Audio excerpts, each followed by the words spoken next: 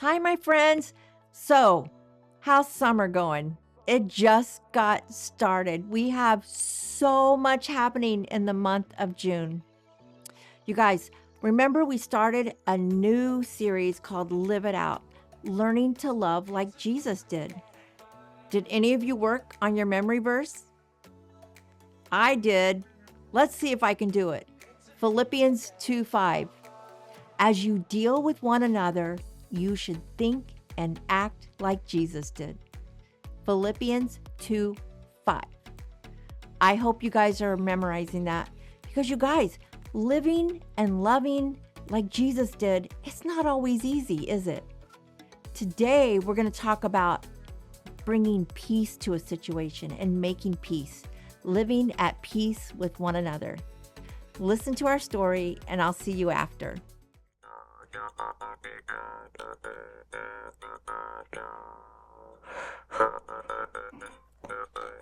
Hey, Brandon. Do you know what my favorite camp song is? What? Here, I'll sing it for you. Oh, okay. Hey, ready? Yeah.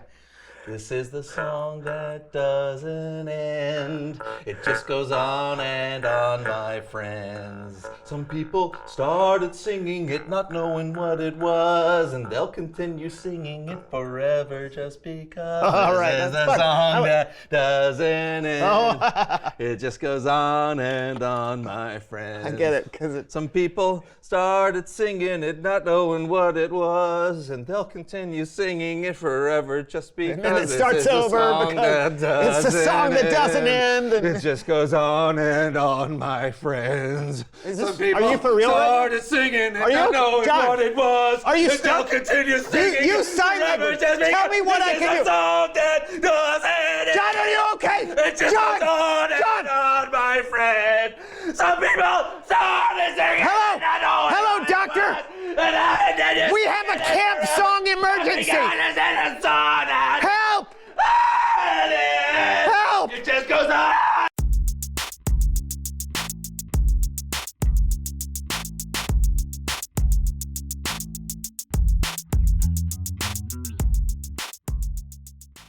Hello, everyone. I'm Brandon. I'm John. And welcome to the show. You are spitting everywhere. Sorry.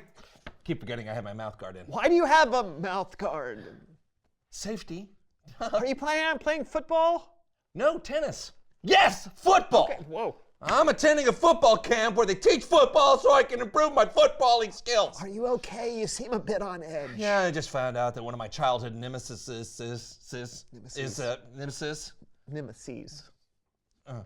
coming to the same football camp as me, and I don't know how to handle it. Well, maybe you won't be on the same team and you won't hang out that much. Yeah, well, I also just found out he's coming over here. When?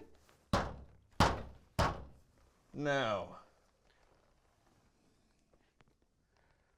I'll get it. Hello. Can I help you? John. Oh, you're here to see John? Well, he's right over here. You'll come on in. John. Edgar. I'm Brandon. I'll sit down now.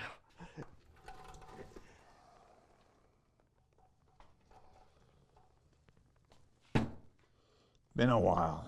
Yes. You still like to tell jokes that aren't funny? You still avoiding deodorant? Still like peanut butter with jelly beans? You still grunt? Okay, gentlemen. If I may, what is the beef between you two fellas? We both went out for the high school football team, and there was one spot left. And he got it. Till this day, I still don't know why. I think I do. And ever since then, we've been rivals, on and off the field. Okay, but that was years ago. Why don't you two just sit down and work it out? Okay, we can do that right now. Just, yeah. Maybe he's right. Maybe. You thinking what I'm thinking? I think I'm thinking what you're thinking. Wait, what are you thinking? I'm thinking that thinking's getting us nowhere. We need to settle this the only way we know how. Let's play! Okay, whoa. Unsanctioned sporting event violence is never the solution. Let's not get carried away. What is this? Football, Brandon. Okay, no, that's electronic football. Is this why you're going to camp? Yeah, it's electronic football camp. I mean, what did you think we were gonna do? I don't know. You're wearing pads. So? And you look great. You ready for this? Are you ready, Edgar? I asked you first. And I answered first. You're supposed to answer first. I did, with a question. You can't answer a question with a question! Yeah, I can. No, you can't! Yeah. No! Yeah. No, Yeah. You can't answer a question! Can we just play the game? Right. Yeah! Hey!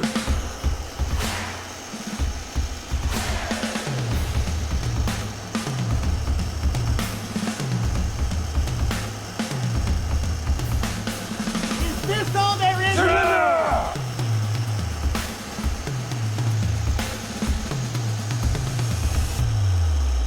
Edgar, do you feel silly? Yeah! You? I do. Why are we still fighting? I don't know. Maybe we should start over. You think we can do that?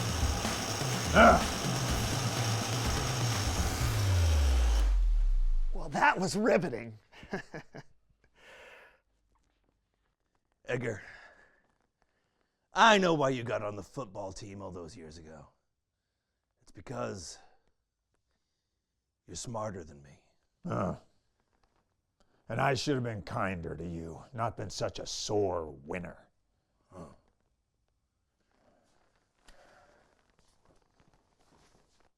Friends,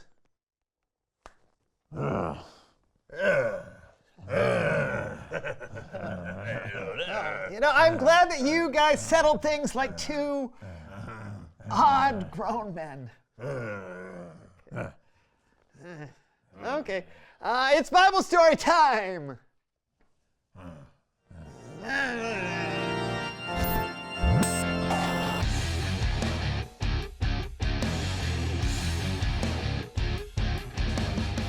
Hey fellas, what's up? Just making amends with an old adversary. How about you? What a coincidence. I'm about to tell a story about some enemies who made up with one another. They made amends. They made almonds? No, amends. You said the word first. They did? Take it away. I like almonds. You can read this story yourself in the book of Acts, chapter 9. Back in the day, Bible days, there was a man named Saul. Saul was a Pharisee, a teacher of the Jewish law, and he was not being very kind to followers of Jesus. In fact, Saul was having them arrested. He thought that's what God wanted him to do. Well, one day, while traveling on the road to Damascus, Jesus revealed himself to Saul through a bright light and told Saul that what he was doing was wrong. Then Saul changed his mind and started following Jesus. But, looks like we've got some breaking news.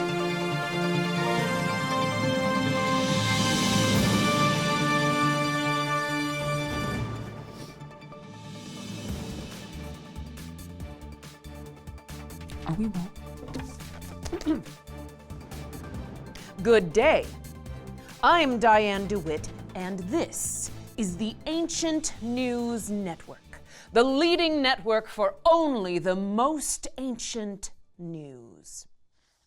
Later in today's broadcast, jumbo shrimp. How can it be both?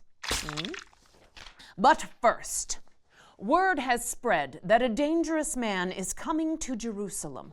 Joining us from Jerusalem is a panicked Christian. Hello?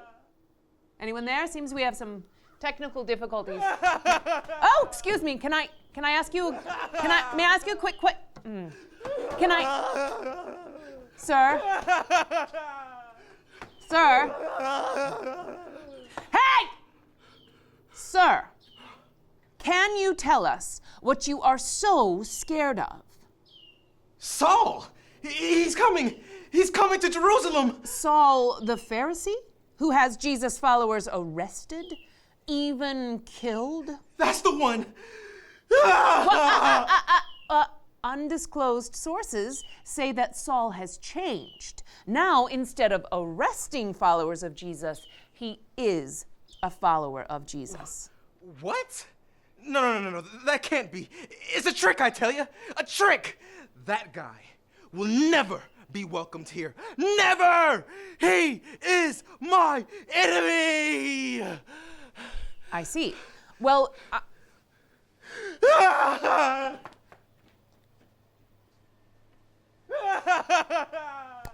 there you have it. Panic in Jerusalem. Saul is returning. Followers of Jesus are scared. We'll have more on this developing story in just a moment. So, yeah, the followers of Jesus in Jerusalem wanted nothing to do with Saul. And can you blame them? Saul was their enemy. He'd had many of them thrown in prison for what they believed.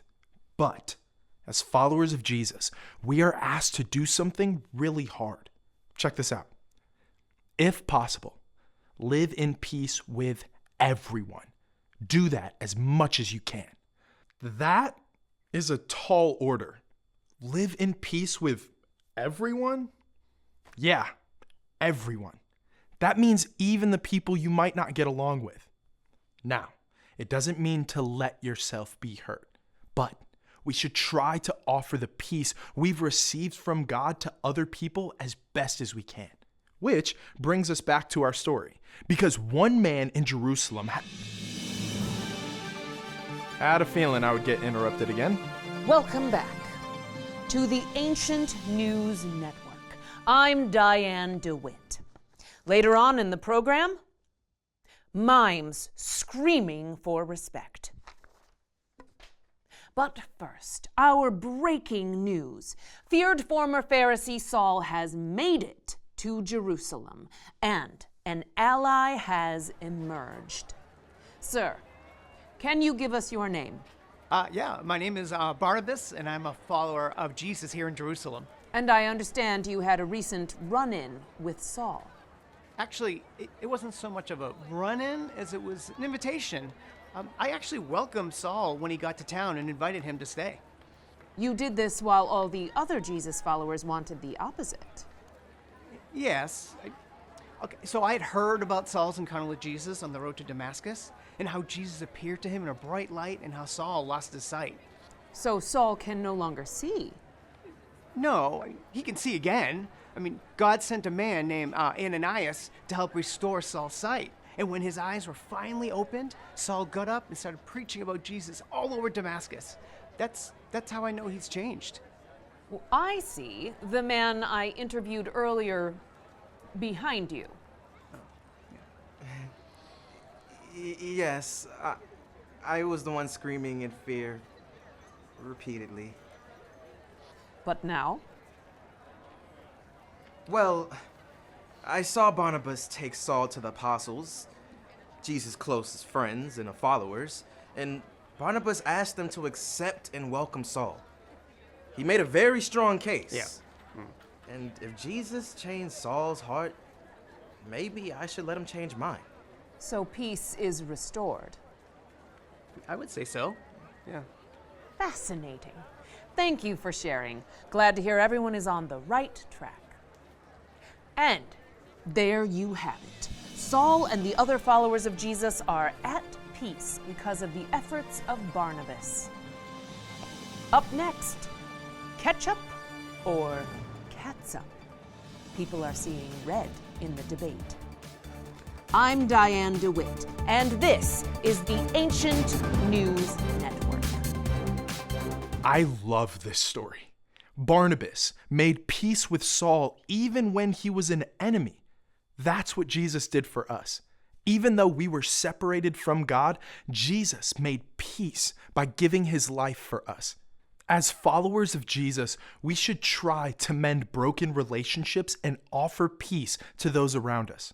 Let's look at our verse one more time. If possible, live in peace with everyone.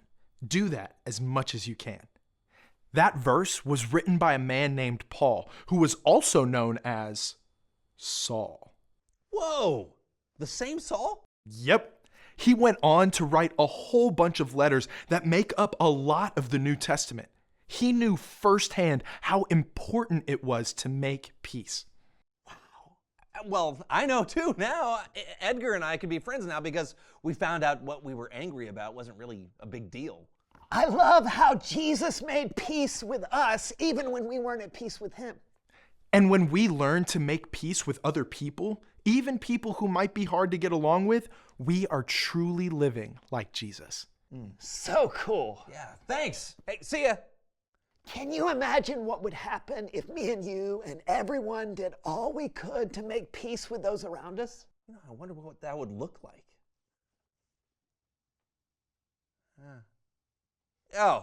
Reveal the question. Ooh, what does it mean to live in peace? It might mean trying to get to know other people instead of judging them. Yeah, it might mean forgiving someone or believing the best in someone or understanding that we are all still learning and growing. You're still growing? I stopped growing at 16. Not physically, never mind. That's all the time we have today. Yeah, what does it mean to live in peace? Talk about it together. And we'll see you next time on the So-and-So Show. So today in our story, we were in the book of Romans, and we heard about Saul and Barnabas. And they had to make peace with each other. Do you guys know anyone in your life that you need to make peace with? Sometimes during the summer, we're with a lot of people for a lot of time. And we have to learn to be kind to each other. We have to learn to get along because that's what Jesus did. And that's what he wants for us. You guys, I challenge you this week. Instead of arguing, instead of fighting with our friends or our siblings, our brothers, our sisters, choose to make peace. Do you know what that looks like? That means maybe instead of you deciding what you watch on TV, maybe letting someone else choose. Or maybe instead of fighting with words and arguing with people or calling names, choose to be kind. Choose to show kindness to each other. Can you do that for me this week? I would love that. You guys remember, Summer Blast is coming, and these very things that we're learning on Sundays, we're going to be learning at Summer Blast. But not only are we going to be just learning God's Word, but we're going to have so much fun doing crafts and playing games and having snacks. It's going to be so much fun, and I hope I see you all there. You can sign up at sunrisechurch.org. But my friends, until we see each other again next week, remember, subscribe to our YouTube channel at Sunrise Kids CA. Bye-bye.